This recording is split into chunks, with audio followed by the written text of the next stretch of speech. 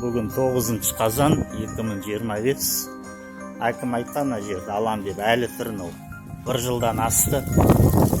Талдар турап кеткен, масқара болған. Мына қызыл линиядағы бардак. Бұл бардак әлі тұр. Тасов, Жандос өзін айттың ғой, сотқа берейін деп жатырмыз. Мен саған айт дедім ба? Уәде қайда уәде? Сосын жерде адам өлген, Шепкин Николай.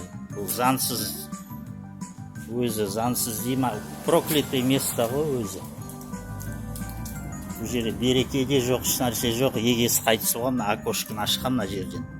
Кәлпіштеніп, бұл оңбаған адамдығын бұл корейс. Бұл оңбаған бәле қайтыс болған давно, 2 жыл, 3 жыл болды. Бұның мұрагері, бұл мұрагерге 5 тиынға да бұл жер керек емес. Бұны сотқа беріп алатын жер ғой, нормальный әкім болса. Бұл әкімнің тиктогы бар, 1500 подписчик. Қалада өзі 2 орталық көше бар.